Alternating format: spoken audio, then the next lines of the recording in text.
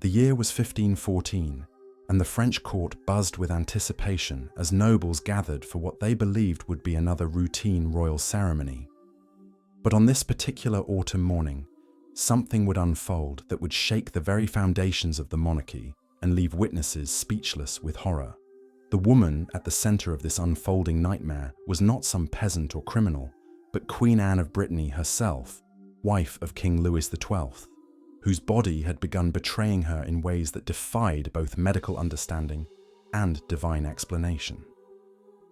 What started as whispered concerns among her ladies-in-waiting would escalate into a crisis so profound that it would threaten the legitimacy of the crown itself. The popular imagination, shaped by romantic tales of medieval queens, paints pictures of graceful monarchs dying peacefully in their beds surrounded by weeping courtiers.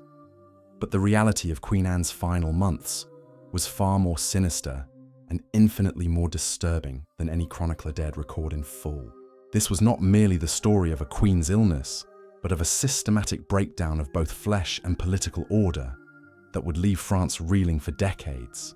The symptoms that began appearing in the spring of 1514 were unlike anything the royal physicians had encountered, defying their limited understanding of medicine and challenging their very conception of what the human body could endure while still drawing breath. Today, we pierce through the veil of courtly discretion and examine the unflinching reality of what transpired in those final, horrific months. To understand the full scope of this catastrophe, we must first grasp the world that created it and the woman who found herself at its center. Anne of Brittany was no ordinary queen consort. Born into nobility in 1477, she had inherited the Duchy of Brittany in her own right, making her one of the most powerful women in medieval Europe. Her marriage to Louis XII in 1499 was not just a union of hearts, but a calculated political alliance that brought the wealthy and strategically important Duchy of Brittany under French control. For 15 years, she had navigated the treacherous waters of court politics with skill and grace, earning respect even from those who questioned her Breton heritage. By 1514, Anne had established herself as more than just a ceremonial figure. She actively participated in state affairs, maintained correspondence with foreign dignitaries, and wielded considerable influence over royal policy. Her court was renowned for its sophistication and learning, attracting scholars, artists, and theologians from across Europe. She had successfully borne the king several children, though only 2 daughters survived to adulthood, a source of ongoing political concern in an age where male heirs were considered essential for dynastic stability. The first signs of trouble appeared in early spring, manifesting as what seemed to be minor ailments that initially drew little attention from the royal household. Court records from this period, carefully worded to avoid alarming language, speak of the Queen suffering from fatigue and requesting that certain ceremonial duties be postponed. Her personal physician, Master Guillaume Boucher, noted in his private journals that Her Majesty complained of unusual sensations in her extremities, though he attributed these to the damp spring weather and the stress of recent diplomatic negotiations. What began as seemingly innocent complaints about stiffness in her fingers soon evolved into something far more alarming. The Queen's ladies-in-waiting began noticing that she struggled with tasks requiring fine motor control, such as embroidery or handling delicate jewelry. When questioned about these difficulties, Anne initially dismissed them as temporary inconveniences, perhaps the result of spending too many hours bent over correspondence or needlework. The royal wardrobe keepers were among the first to notice more disturbing signs. They observed that the Queen's gloves, which had always fit perfectly, seemed to require more frequent replacement. The leather showed unusual wear patterns, and there were stains on the interior that could not be explained by normal use. When new gloves were fitted, they noted that the Queen winced during the process, though she insisted nothing was amiss. By early summer, the situation had deteriorated beyond what could be dismissed as minor discomfort. The Queen's morning routine, once conducted with military precision, began to require additional time and assistance. Her personal attendants noticed that she moved more slowly and seemed reluctant to use her hands for tasks that had previously been automatic. During formal audiences, observers noted that she kept her hands folded or hidden beneath her sleeves, a departure from her usual animated gesturing. The first truly alarming incident occurred during a state dinner in honor of visiting Venetian ambassadors. As the Queen reached for her wine goblet, several guests noticed a dark stain spreading across the white linen tablecloth near her place setting. The Queen quickly covered the area with her napkin, but not before sharp-eyed courtiers caught glimpse of what appeared to be a viscous, dark fluid. The incident was hastily covered up, with servants claiming that wine had been spilled, but those close enough to observe knew that no wine had been poured at that end of the table.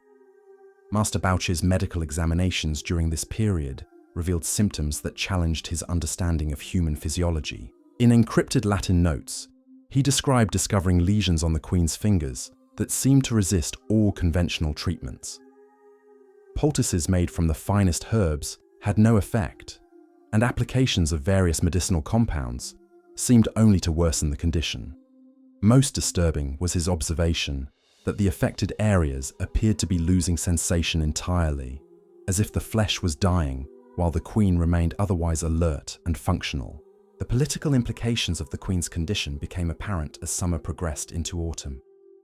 Foreign ambassadors began commenting in their dispatches about the Queen's changed appearance and behavior during public ceremonies.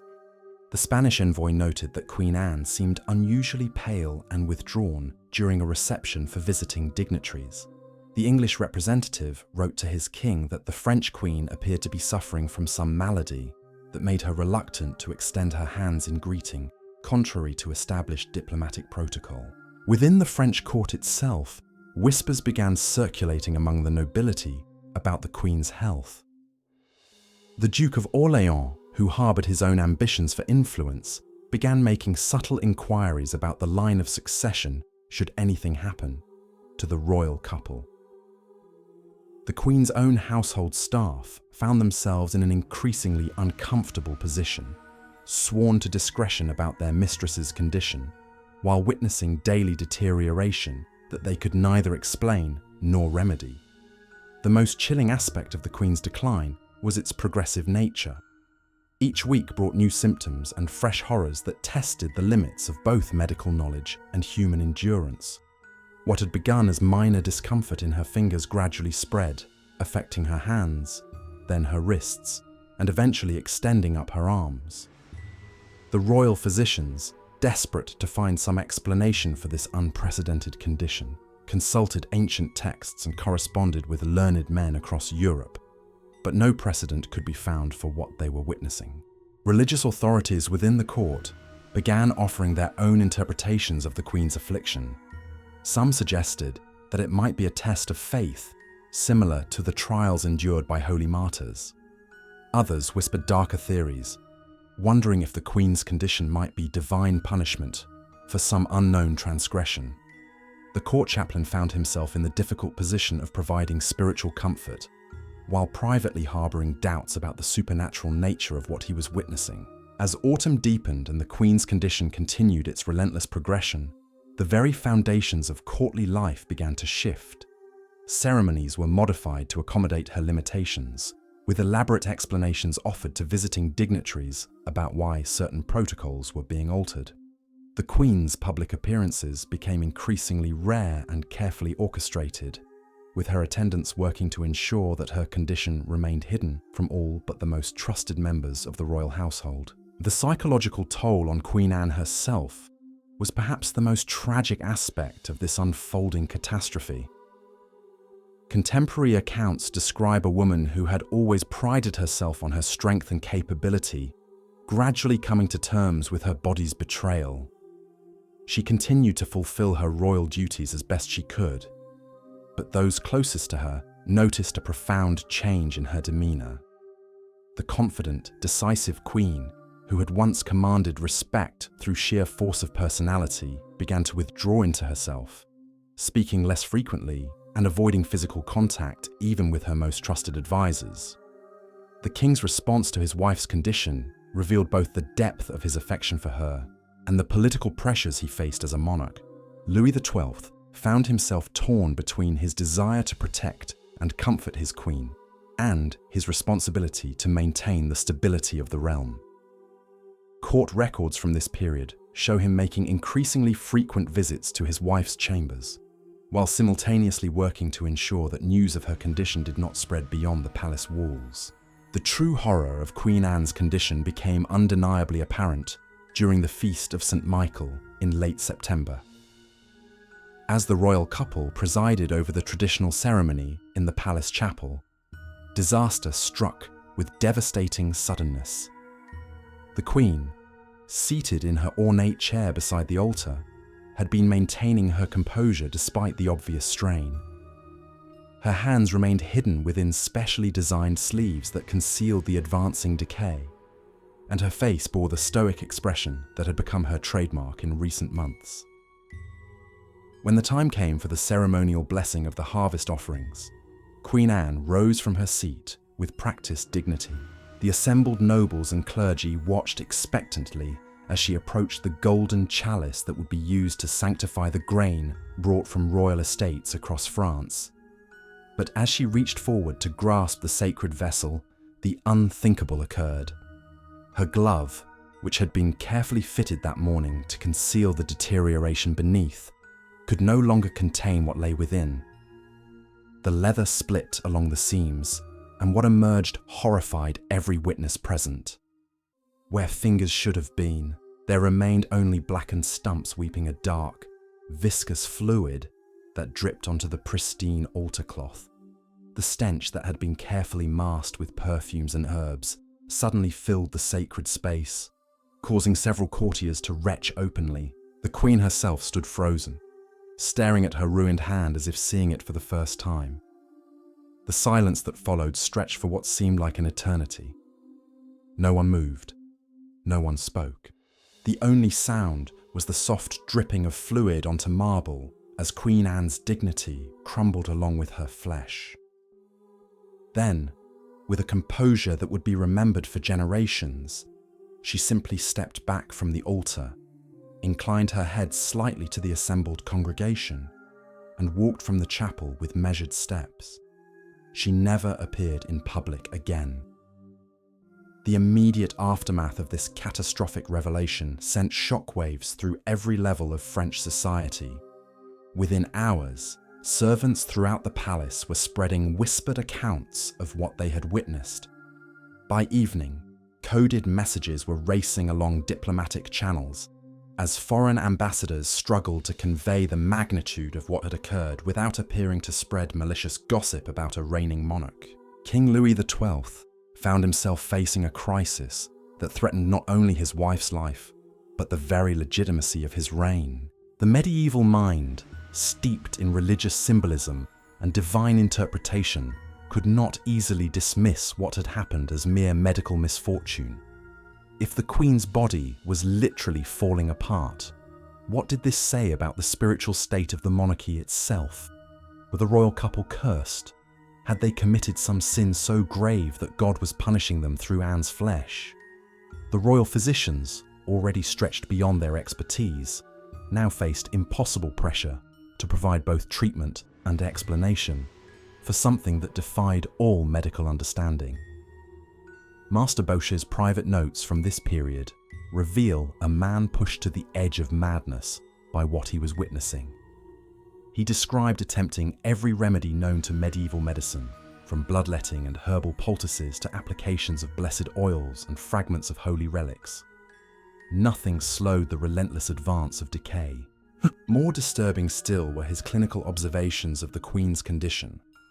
The affected areas showed no signs of infection or inflammation that might explain the tissue death. Instead, the flesh simply seemed to be dissolving, as if some invisible force was consuming it from within.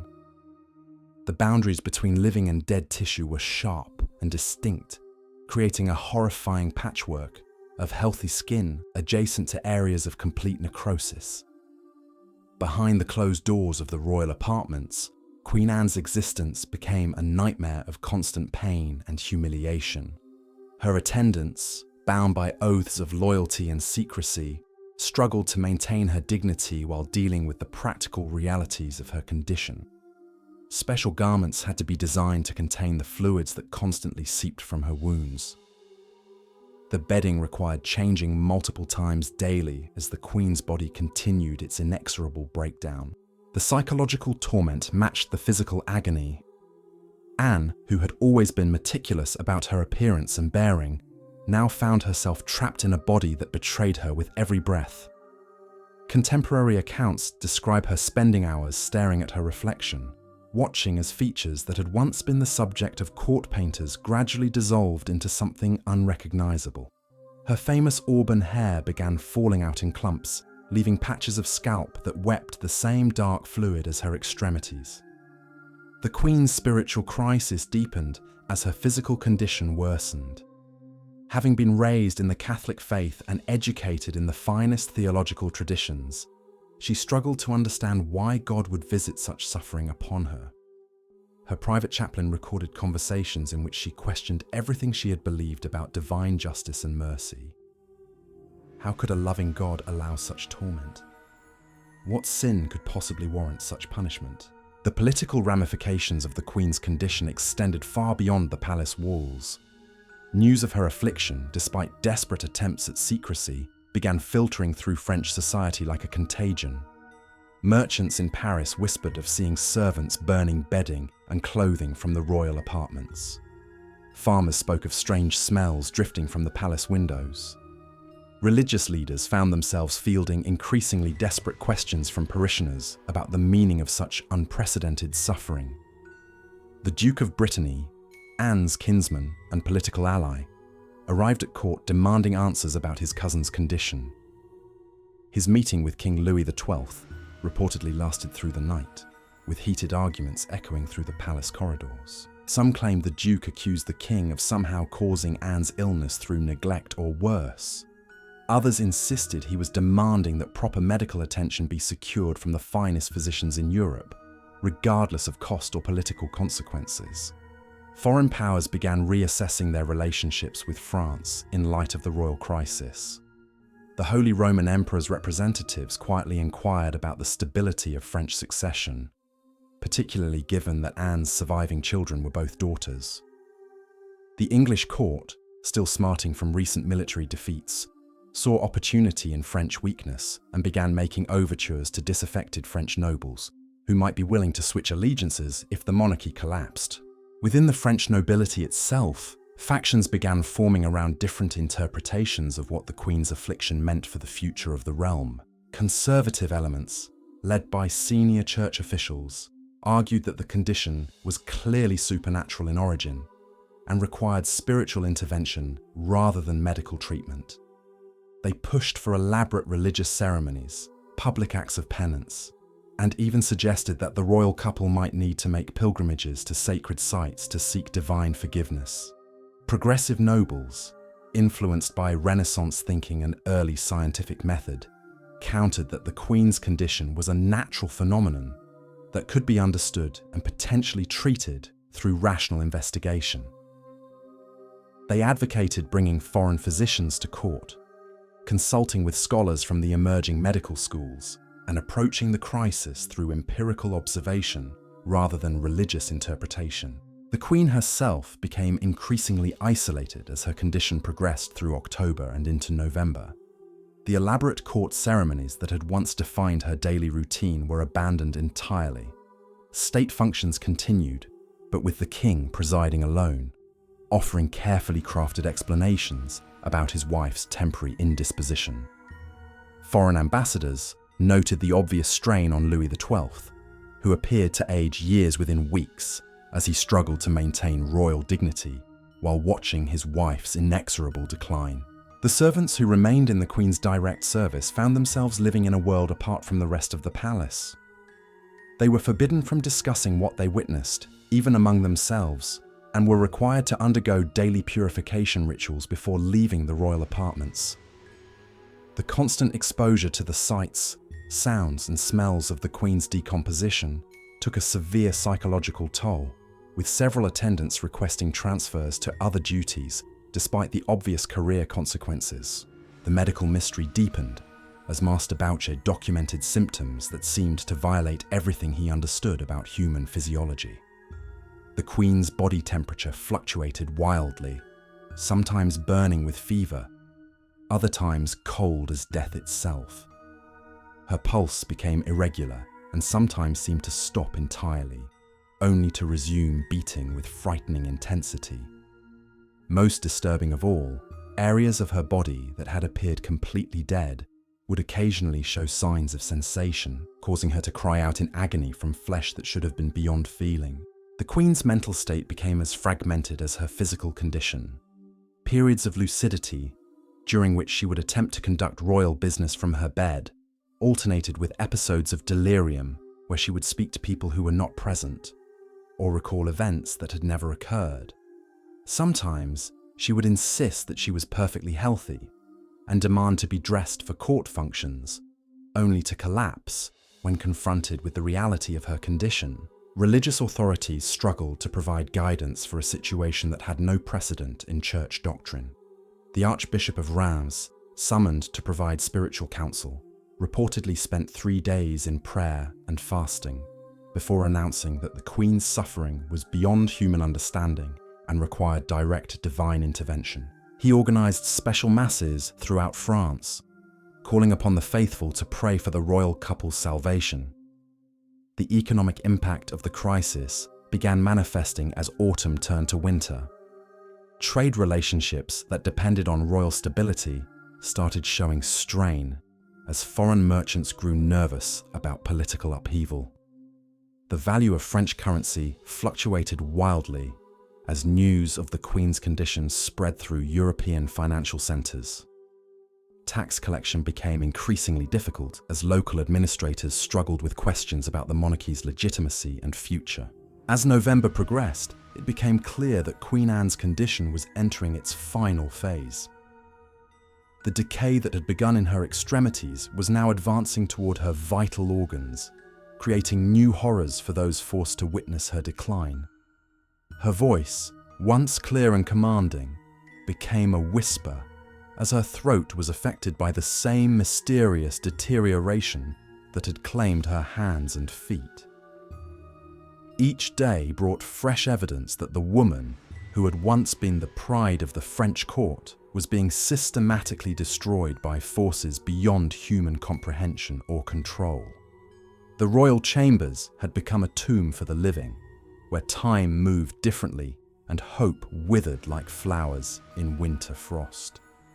By December, Queen Anne's condition had progressed beyond what even the most experienced physicians could have imagined possible, while life still flickered within her tortured frame. The woman who had once commanded armies and negotiated treaties now lay propped against silk pillows, her breathing shallow and laboured, each exhalation carrying with it the sweet, cloying scent of decay that no amount of incense could mask. Master Boucher's final medical reports, written in increasingly desperate Latin, documented phenomena that challenged the very foundations of natural philosophy. The Queen's skin had taken on a translucent quality, revealing the network of darkened veins beneath, like some grotesque map of internal corruption. Where her fingers had once been, only blackened stumps remained, weeping a constant stream of fluid that stained everything it touched. The decay had claimed her toes as well, forcing her attendants to devise special coverings that could contain the seepage while maintaining some semblance of royal dignity. The most horrifying aspect of her deterioration was its selective nature. While her extremities rotted away, her mind remained cruelly sharp during periods of consciousness, allowing her to witness every stage of her body's betrayal. She would lie in her bed, staring at the stumps of her hands with an expression of profound bewilderment, as if unable to comprehend how such destruction could coexist with her continued existence. Her ladies-in-waiting reported that she would sometimes attempt to move fingers that were no longer there, her face contorting with confusion when the expected response failed to materialize. The psychological toll extended far beyond the Queen herself. King Louis XII had begun showing signs of severe mental strain. his hair turning white seemingly overnight as he struggled to maintain the facade of normalcy while his wife dissolved before his eyes. Court observers noted his increasingly erratic behavior during council meetings, where he would suddenly stop mid-sentence and stare into space, as if hearing sounds that existed only in his tormented imagination. His personal valet recorded instances where the king would wake screaming in the night, claiming to smell the odor of death even when he was nowhere near his wife's chambers. The servants who remained in direct contact with the queen faced their own unique torments.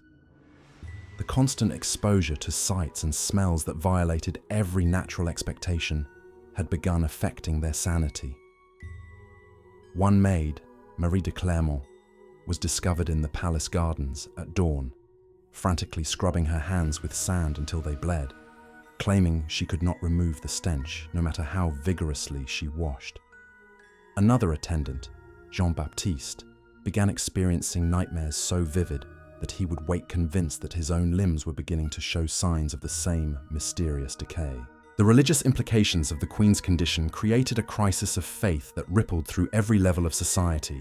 The court chaplain, Father Henri de Montpellier, found himself unable to provide satisfactory answers when questioned about why God would permit such suffering to befall a devout Christian ruler. His private letters to the Archbishop of Paris revealed a man wrestling with fundamental questions about divine justice and mercy. If even queens were not protected from such horrors, what did this mean for ordinary believers? How could a loving God allow flesh to rot while the soul remained trapped within? The palace itself seemed to reflect the corruption spreading through its royal occupant. Servants reported strange phenomena throughout the building. Candles that would not stay lit in certain corridors, wine that soured inexplicably in the cellars, and tapestries that showed signs of decay despite being recently cleaned. The very air within the royal wing grew thick and oppressive, causing visitors to feel nauseated within minutes of entering. Several foreign ambassadors requested alternative accommodations, claiming the atmosphere in the palace was detrimental to their health. The Queen's daughters, Claude and Renée, were kept away from their mother's chambers, on the advice of the royal physicians, who feared that exposure to whatever malady afflicted her might prove contagious. This enforced separation added another layer of anguish to an already unbearable situation. The girls, aged 15 and 4 respectively, struggled to understand why they could not see their mother, while Anne herself grieved the loss of their comforting presence during her darkest hours. Their absence left her even more isolated, surrounded only by servants bound by duty rather than love. The political machinations surrounding the succession intensified as the Queen's death appeared increasingly imminent. The Duke of Angoulême, Louis XII's cousin and heir presumptive, began making subtle moves to position himself favourably for the transition of power. His supporters argued that a strong male ruler was needed to restore stability to a realm shaken by supernatural affliction. Opposition factions, led by nobles loyal to the Queen's Breton heritage, countered that rushing to judgment about the succession while she still lived showed disrespect for both the crown and divine will. International observers watched these developments with keen interest and growing concern. The Venetian ambassador's dispatches described France as a kingdom possessed by demons of discord, where natural order had been overturned by inexplicable forces. Spanish intelligence reports speculated about the possibility of civil war if the monarchy collapsed entirely, creating opportunities for territorial expansion. English agents began making contact with disaffected French nobles, offering support for any faction willing to challenge royal authority. The mystery of Queen Anne's affliction spawned increasingly wild theories among both learned men and common folk. Some physicians proposed that she had been poisoned with an unknown substance that caused gradual tissue death. Others suggested that her condition resulted from exposure to corrupted air or contaminated water. Religious authorities debated whether her suffering represented divine punishment, demonic possession, or a test of faith similar to those endured by biblical figures. Folk remedies and supposed cures flooded into the palace from across Europe and beyond. Desperate to find relief for his wife, King Louis XII ordered his agents to investigate every proposal, no matter how unlikely. Alchemists offered elixirs made from rare metals and exotic herbs. Mystics suggested rituals involving blessed relics and sacred geometry. Even charlatans and mountebanks found receptive audiences for their dubious treatments, as rational thought gave way to desperate hope. The Queen's personal effects became objects of morbid fascination and superstitious dread. Her jewelry, clothing, and books were handled with extreme caution by servants who feared contamination. Several items that had been in direct contact with her decaying flesh were secretly destroyed despite their considerable monetary and sentimental value. The crown jewels themselves were subjected to elaborate purification rituals before being stored in a separate location, away from any possibility of corruption. The economic consequences of the royal crisis continued to spread throughout French society like ripples from a stone dropped into still water. Merchants reported difficulty collecting debts as people hoarded resources against an uncertain future. Agricultural production suffered as peasants neglected their fields to engage in religious observances meant to ward off similar afflictions. The collection of royal taxes became increasingly challenging as local officials struggled with questions about the legitimacy of a crown worn by a ruler whose queen was literally decomposing. The intellectual climate of the court underwent a profound transformation as scholars and philosophers grappled with phenomena that challenged their understanding of natural law. The Renaissance emphasis on empirical observation and rational analysis seemed inadequate when confronted with the Queen's impossible condition. Some learned men began questioning whether the natural world operated according to fixed principles, or whether forces beyond human comprehension could intervene to alter the fundamental rules of existence. The Queen's own writings from this period, dictated to scribes when she possessed sufficient strength, revealed a mind struggling to make sense of her experience.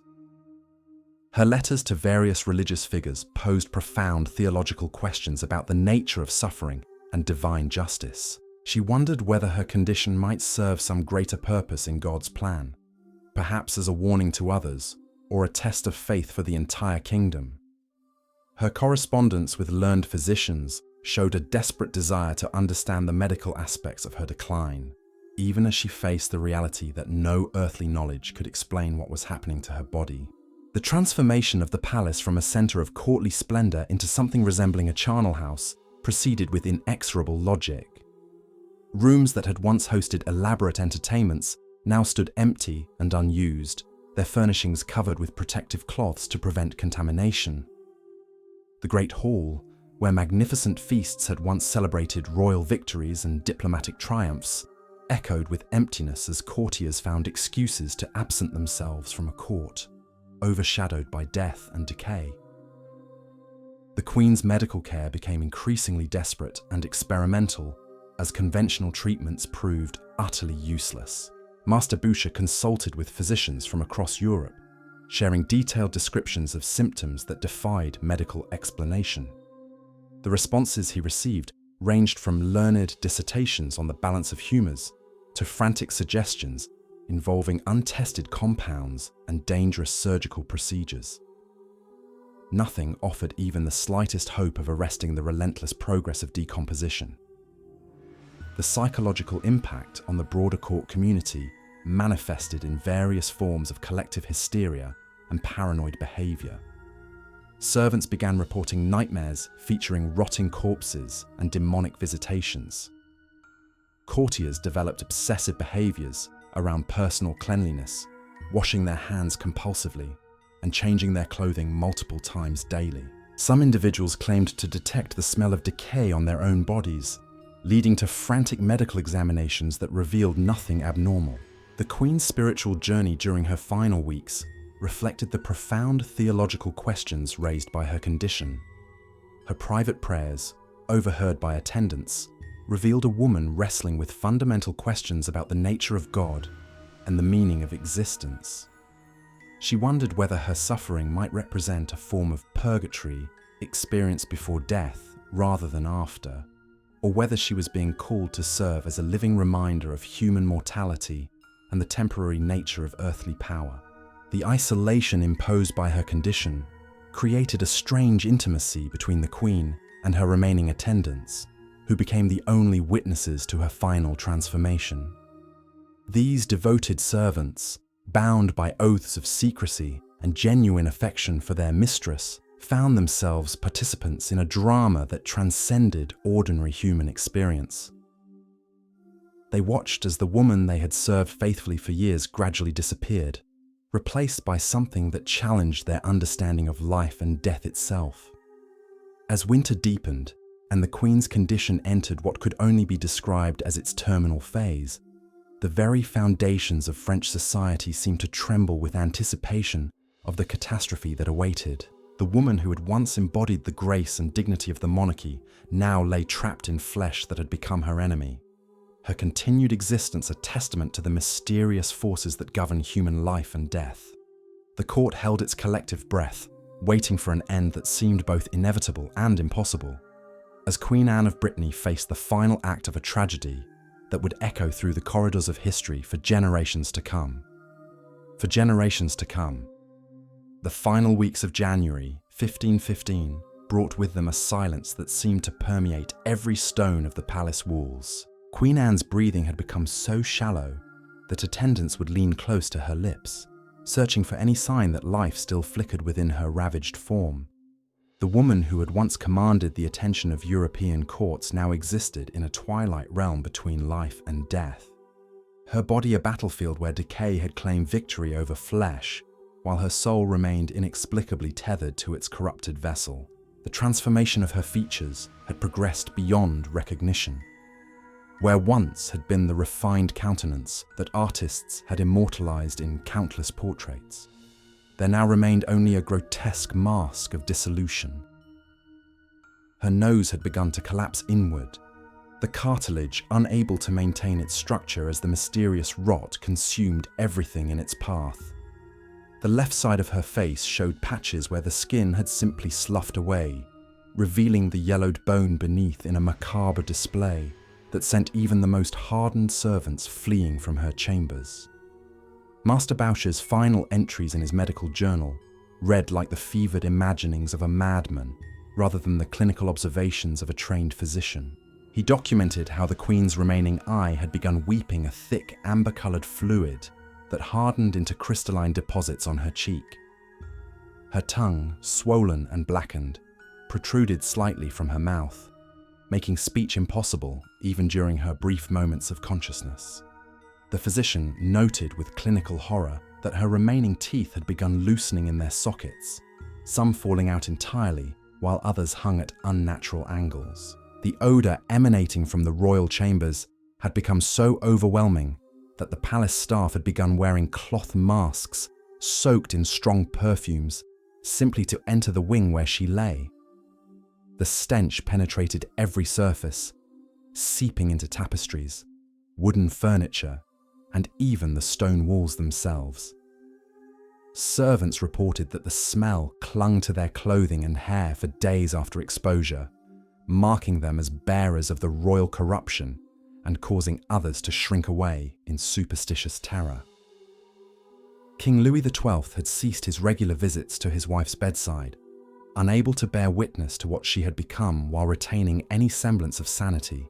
His personal confessor recorded that the king spent hours in the palace chapel, prostrating himself before the altar and begging God to either heal his wife or grant her the mercy of death.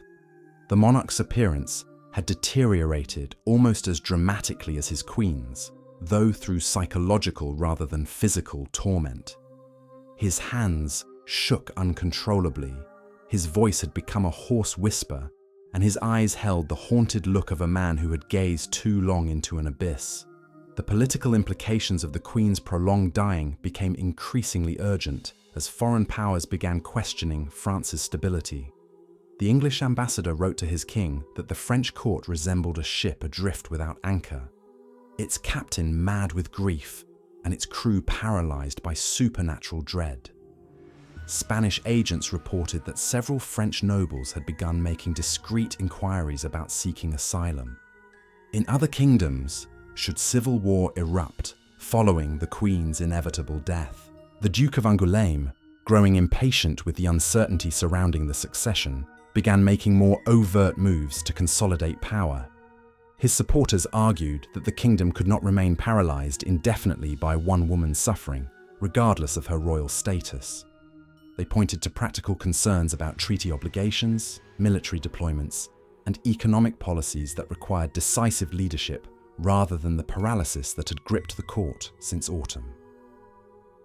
Opposition to these maneuverings came from unexpected quarters. The Queen's former enemies, nobles who had opposed her Breton heritage and questioned her influence over royal policy, now found themselves defending her right to die with dignity. They argued that abandoning a queen before her actual death would set a dangerous precedent that could undermine the sacred nature of monarchy itself.